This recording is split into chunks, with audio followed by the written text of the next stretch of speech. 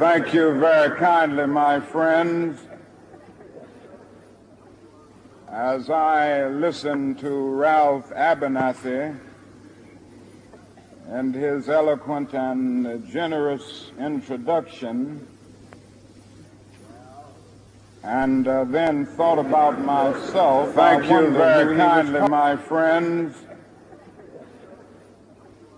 As I listen to Ralph Abernathy and his eloquent and generous introduction, and then thought about myself, I wondered who he was talking about.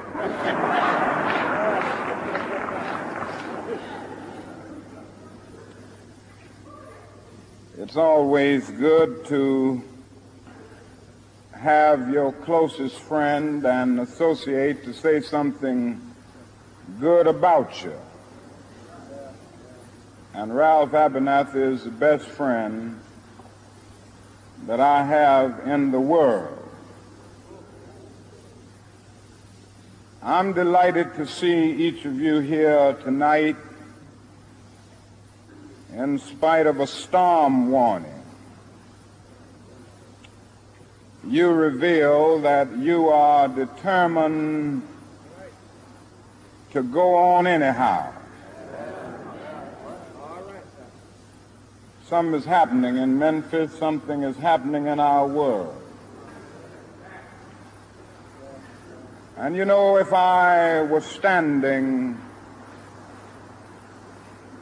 at the beginning of time with the possibility of taking a kind of general and panoramic view of the whole of human history up to now, and the Almighty said to me, Martin Luther King, which age would you like to live in? I would take my mental flight by Egypt. And I would watch God's children in their magnificent trek from the dark dungeons of Egypt through, or rather across the Red Sea, through the wilderness on toward the Promised Land. And in spite of its magnificence, I wouldn't stop there. I would move on by Greece and take my mind to Mount Olympus. And I would see Plato, Aristotle, Socrates, Euripides, and Aristophanes assemble around the Parthenon.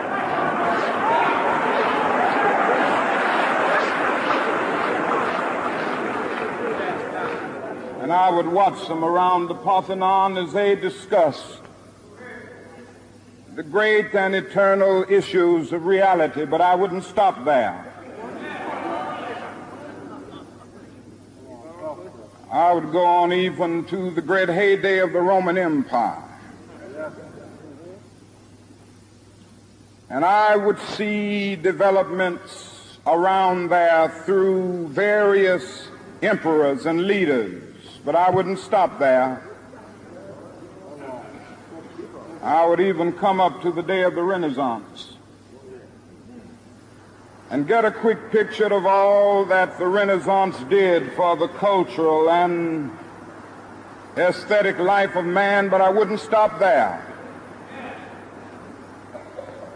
I would even go by the way that the man for whom I'm named had his habitat. And I would watch Martin Luther as he tacks his 95 Theses on the door at the Church of Wittenberg, but I wouldn't stop there. I would come on up even to 1863 and watch a vacillating president by the name of Abraham Lincoln finally come to the conclusion that he had to sign the Emancipation Proclamation, but I wouldn't stop there.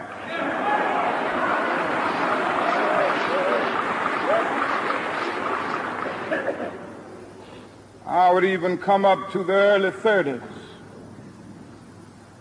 and see a man grappling with the problems of the bankruptcy of his nation, and come with an eloquent cry that we have nothing to fear but fear itself. But I wouldn't stop there. Strangely enough, I would turn to the Almighty and say, if you allow me to live just a few years in the second half of the 20th century, I will be happy.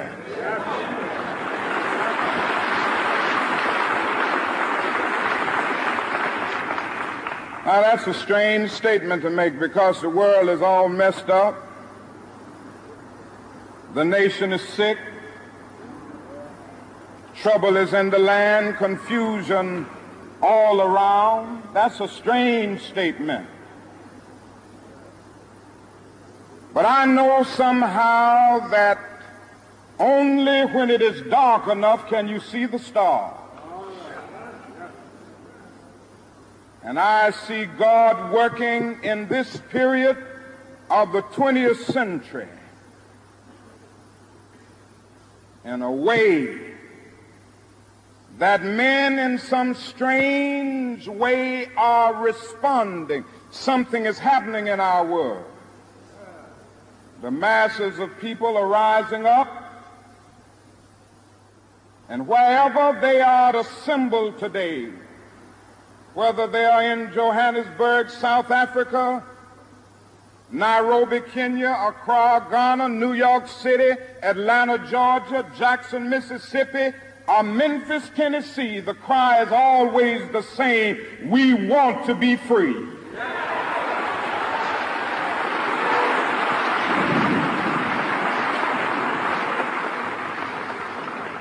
And another reason that I'm happy to live in this period is that we have been forced to a point where we are going to have to grapple with the problems that men have been trying to grapple with through history, but the demands didn't force them to do it. Survival demands that we grapple with them. Men for years now have been talking about war and peace, but now no longer can they just talk about it. It is no longer the choice between violence and nonviolence in this world. It's nonviolence or non-existence. That is where we are today.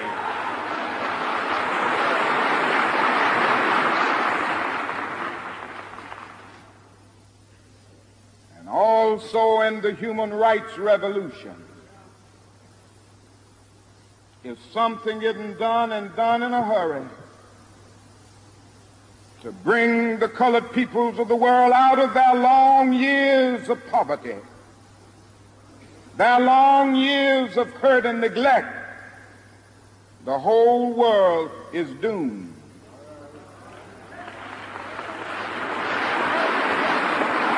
Now, I'm just happy that God has allowed me to live in this period to see what is unfolding. And I'm happy that he's allowed me to be in Memphis. I can remember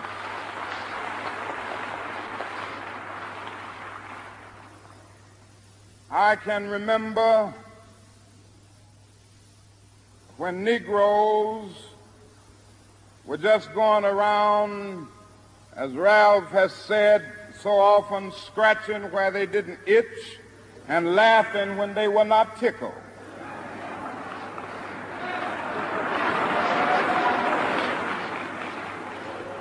But that day is all over.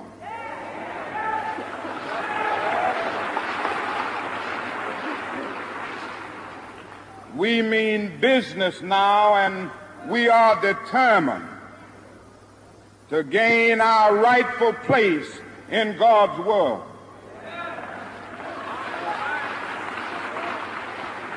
And that's all this whole thing is about.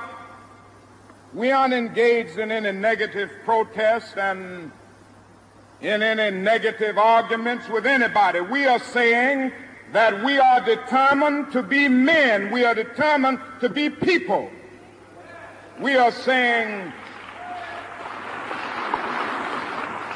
that we are God's children. And if we are God's children, we don't have to live like we are forced to live. Now, what does all of this mean in this great period of history? It means that we've got to stay together. We've got to stay together and maintain unity. You know, whenever Pharaoh wanted to prolong the period of slavery in Egypt, he had a favorite formula for doing it. What was that? He kept the slaves fighting among themselves.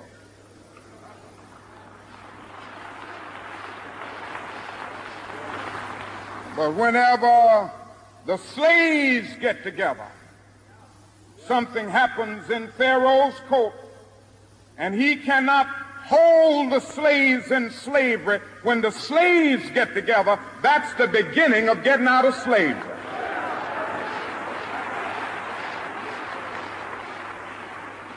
Now let us maintain unity. Secondly, let us keep the issues where they are. The issue is injustice. The issue is the refusal of Memphis to be fair and honest in its dealings with its public servants who happen to be sanitation workers.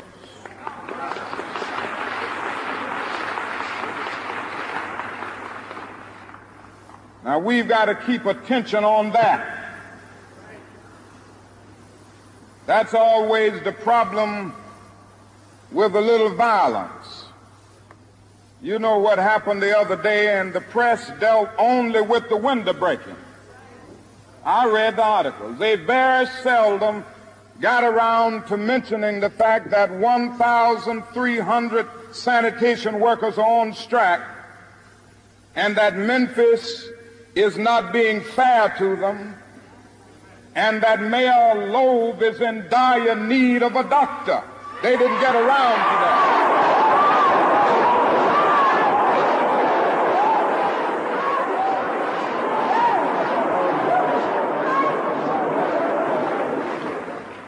Now we're going to march again, and we've got to march again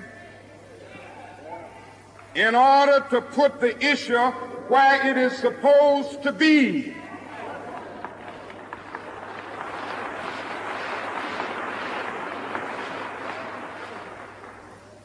And force everybody to see that there are 1,300 of God's children here suffering, sometimes going hungry, going through dark and dreary nights, wondering how this thing is going to come out. That's the issue. And we've got to say to the nation, we know how it's coming out. For when people get caught up with that which is right and they are willing to sacrifice for it, there is no stopping point short of victory.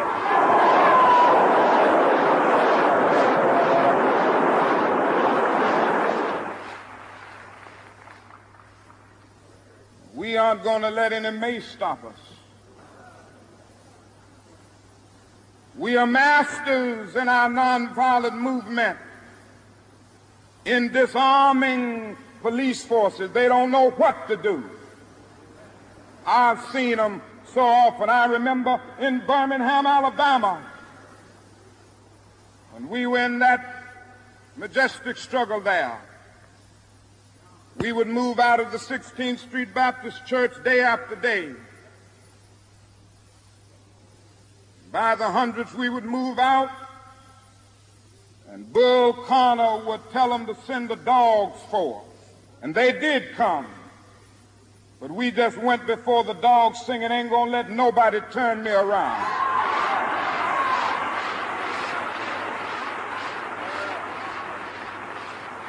Bull Connor next would say, turn the fire hoses on. And as I said to you the other night, Bull Connor didn't know history. He knew a kind of physics that somehow didn't relate to the trans-physics that we knew about. And that was the fact that there was a certain kind of fire that no water could put out.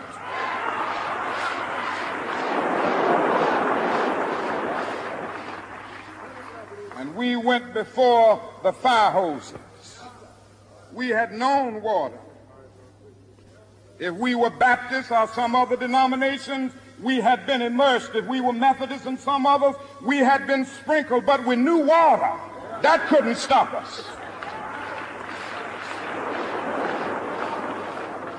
And we just went on before the dogs, and we would look at them, and we'd go on before the water hoses, and we would look at it, and we just go on singing, over my head I see freedom in the air. And then we would be thrown into paddy wagons, and sometimes we were stacked in there like sardines in a can. They would throw us in, and old Bull would say, take them off. And they did, and we would just go on in the paddy wagon singing, we shall overcome. And every now and then we'd get in jail, and we'd see the jailers looking through the windows, being moved by our prayers and being moved by our words and our songs. And there was a power there which Bull Connor couldn't adjust to. And so we ended up transforming Bull into a steer, and we won our struggle in Birmingham.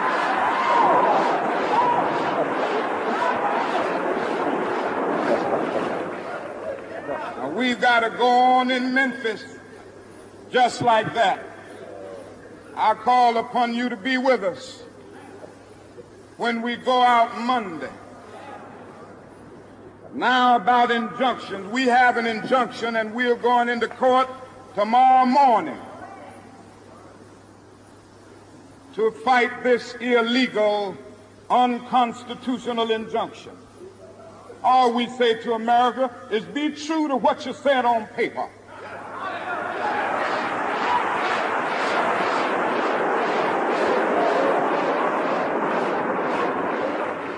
If I lived in China or even Russia or any totalitarian country, maybe I could understand some of these illegal injunctions.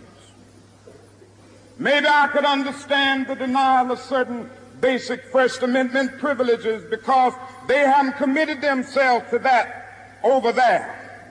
But somewhere I read of the freedom of assembly. Somewhere I read of the freedom of speech. Somewhere I read of the freedom of press. Somewhere I read that the greatness of America is the right to protest for right.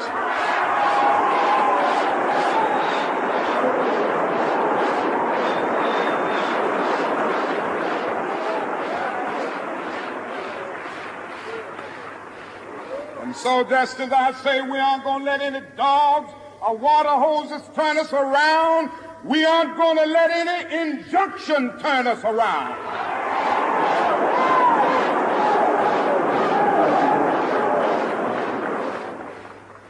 We are going on.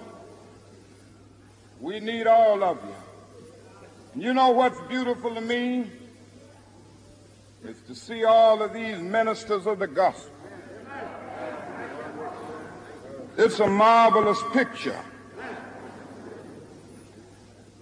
Who is it that is supposed to articulate the longings and aspirations of the people more than the preacher?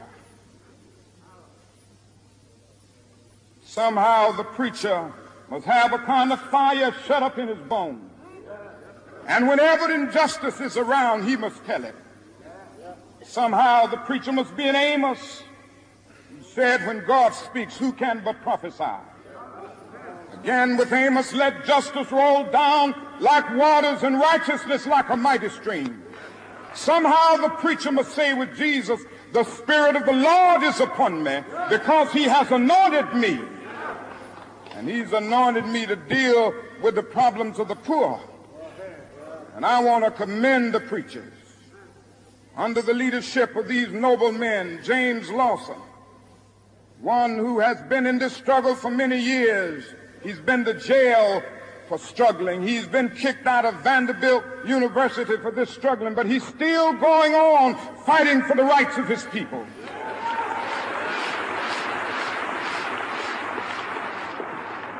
Reverend Ralph Jackson, Billy Kyles, I could just go right on down the list, which time will not permit, but I want to thank all of them. And I want you to thank them, because so often preachers aren't concerned about anything but themselves.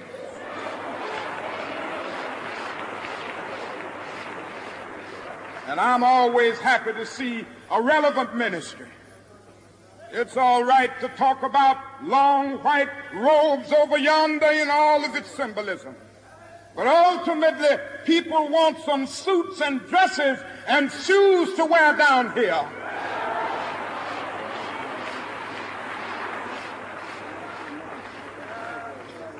It's all right to talk about streets flowing with milk and honey. But God has commanded us to be concerned about the slums down here and his children who can't eat 3 square meals a day. It's all right to talk about the New Jerusalem, but one day God's preacher must talk about the new New York, the new Atlanta, the new Philadelphia, the new Los Angeles, the new Memphis, Tennessee.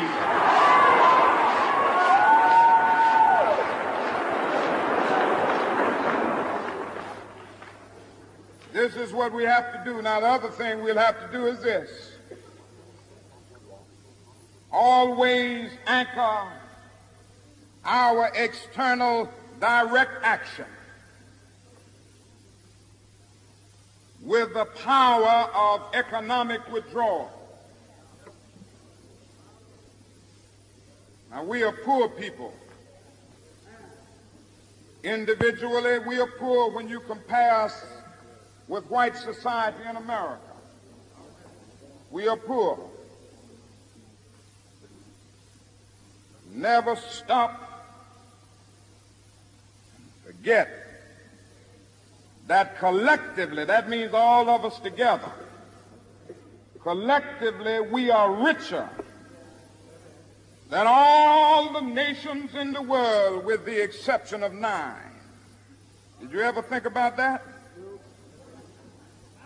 After you leave the United States, Soviet Russia, Great Britain, West Germany, France, and I can name others, the American Negro collectively is richer than most nations of the world. We have an annual income of more than $30 billion a year, which is more than all of the exports of the United States and more than the national budget of Canada. Did you know that? That's power right there if we know how to pool it.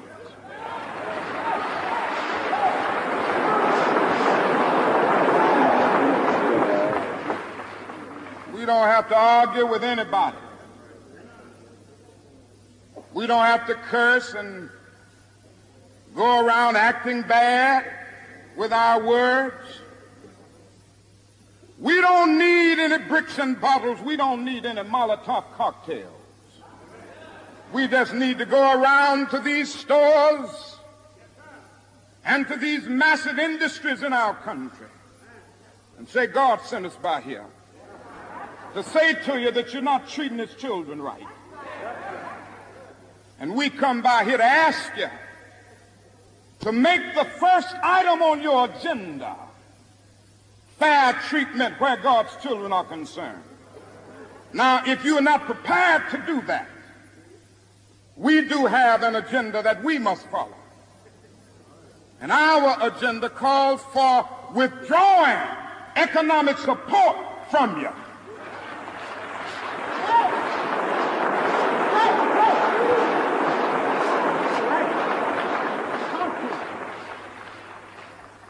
So as a result of this, we're asking you tonight to go out and tell your neighbors not to buy Coca-Cola in Memphis.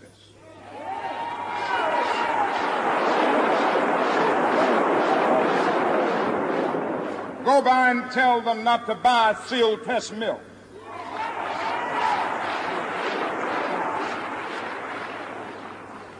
Tell them not to buy, what is the other bread? Wonder Bread.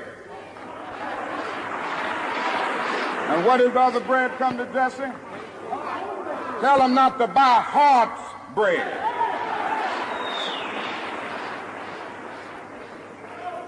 As Jesse Jackson has said, up to now, only the garbage men have been feeling pain. Now we must kind of redistribute the pain.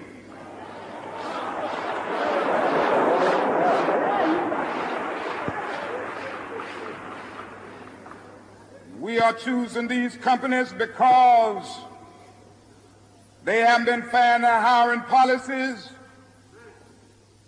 and we are choosing them because they can begin the process of saying they are going to support the needs and the rights of these men who are on strike. And then they can move on downtown and tell Mayor Loeb to do what is right.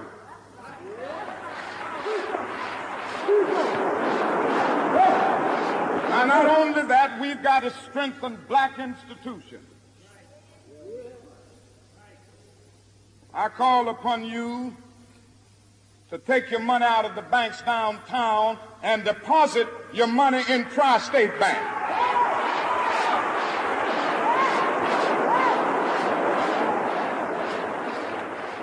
We want a bank-in movement in Memphis. Go by the Savings and Loan Association. I'm not asking you something that we don't do ourselves in SCLC. Judge Hooks and others will tell you that we have an account here in the Savings and Loan Association from the Southern Christian Leadership Conference. We are telling you to follow what we are doing. Put your money there. You have 6 or 7 black insurance companies here in the city of Memphis. Take out your insurance there. We want to have an insurance in.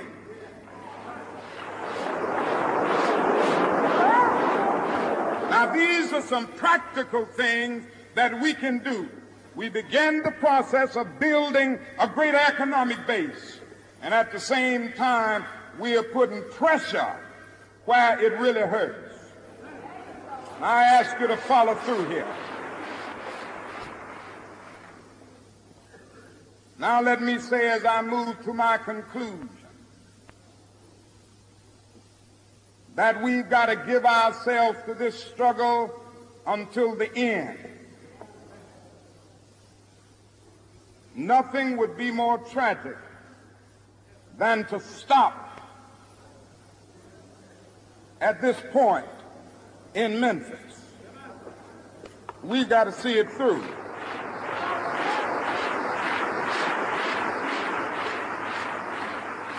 When we have our march,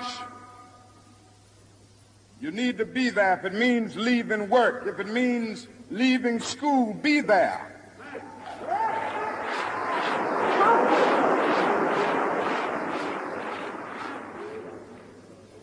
Be concerned about your brother. You may not be on strike,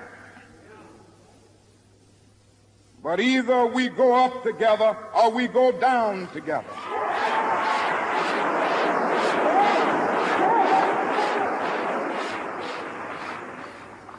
Let us develop a kind of dangerous unselfishness. One day a man came to Jesus, and he wanted to raise some questions about some vital matters of life.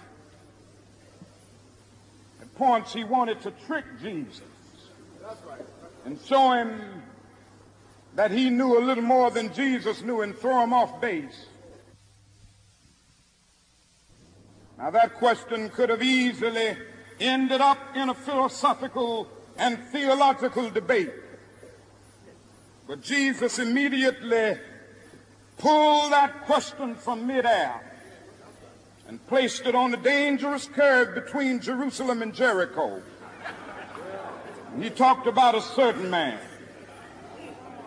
who fell among thieves. You remember that a Levite, and the priest passed by on the other side. They didn't stop to help him. And finally, a man of another race came by. He got down from his beast, decided not to be compassionate by proxy, but he got down with him, administered first aid, and helped the man in need. Jesus ended up saying this was the good man, this was the great man, because he had the capacity to project the eye into the thou and to be concerned about his brother. Now, you know, we use our imagination a great deal to try to determine why the priest and the Levite didn't stop. At times we say they were busy going to a church meeting, an ecclesiastical gathering, and they had to get on down to Jerusalem so they wouldn't be late for their meeting. At other times, we would speculate that there was a religious law that one who was engaged in religious ceremonials was not to touch a human body 24 hours before the ceremony. And every now and then we begin to wonder whether maybe they were not going down to Jerusalem, down to Jericho rather, to organize a Jericho Road Improvement Association. That's a possibility. Maybe they felt that it was better to deal with the problem from the causal root rather than to get bogged down with an individual effect. But I'm going to tell you what my imagination tells me. It's possible that those men were afraid. You see, the Jericho Road is a dangerous road. I remember when Mrs. King and I were first in Jerusalem. We rented a car and drove from Jerusalem down to Jericho. And as soon as we got on that road, I said to my wife, I can see why Jesus used this as the setting for his parable. It's a winding, meandering road. It's really conducive for ambushing. You start out in Jerusalem, which is about 1,200 miles, or rather 1,200 feet above sea level. And by the time you get down to Jericho, 15 or 20 minutes later, you're about 2,200 feet below sea level. That's a dangerous road. In the days of Jesus, it came to be known as the bloody paths. You know, it's possible that the priest and the Levite looked over that man on the ground and wondered if the robbers were still around. Or it's possible that they felt that the man on the ground was merely faking, and he was acting like he had been robbed and hurt in order to seize them over there, lure them there for quick and easy seizure. And so the first question that the priest asked, the first question that the Levite asked was, if I stop to help this man, what will happen to me? But then the Good Samaritan came by, and he reversed the question. If I do not stop to help this man, what will happen to him? That's the question before you tonight. Not if I stop to help the sanitation workers, what will happen to my job? Not if I stop to help the sanitation workers, what will happen to all of the hours that I usually spend in my office every day and every week as a pastor? The question is not if I stop to help this man in need, what will happen to me? The question is, if I do not stop to help the sanitation workers, what will happen to them? That's the question.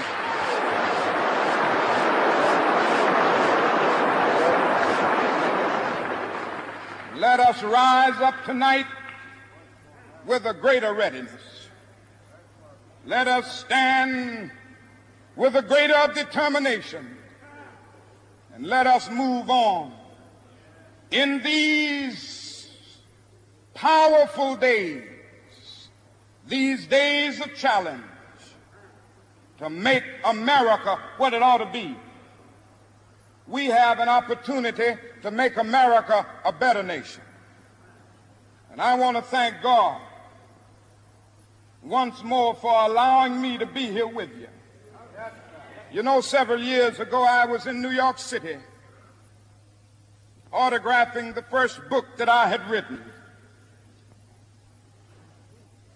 And while sitting there autographing books, a demented black woman came up. The only question I heard from her was, "Are you Martin Luther King?" And I was looking down writing, and I said, "Yes." The next minute, I felt something beating on my chest. Before I knew it, I had been stabbed by this demented woman. I was rushed to Harlem Hospital. It was a dark Saturday afternoon. That blade had gone through, and the x-rays revealed that the tip of the blade was on the edge of my aorta, the main artery. And once that's punctured, you're drowned in your own blood. That's the end of you. It came out in the New York Times the next morning that if I had merely sneezed, I would have died. Well, about 4 days later, they allowed me, after the operation, after my chest had been opened and the blade had been taken out, to move around in the wheelchair in the hospital. They allowed me to read some of the mail that came in, and from all over the states and the world, kind letters came in. I read a few, but one of them I will never forget. I had received one from the president and the vice president. I've forgotten what those telegrams said. I'd received a visit and a letter from the governor of New York, but I've forgotten what that letter said. But there was another letter that came from a little girl, a young girl, who was a student at the White Plains High School. And I looked at that letter, and I'll never forget it. It said simply, "Dear Dr. King, I am a 9th grade student at the White Plains High School." She said, "While it should not matter, I would like to mention that I'm a white girl. I read in the paper of your misfortune and of your suffering. And I read that if you had sneezed, you would have died. And I'm simply writing you to say that I'm so happy that you didn't sneeze. And I want to say tonight,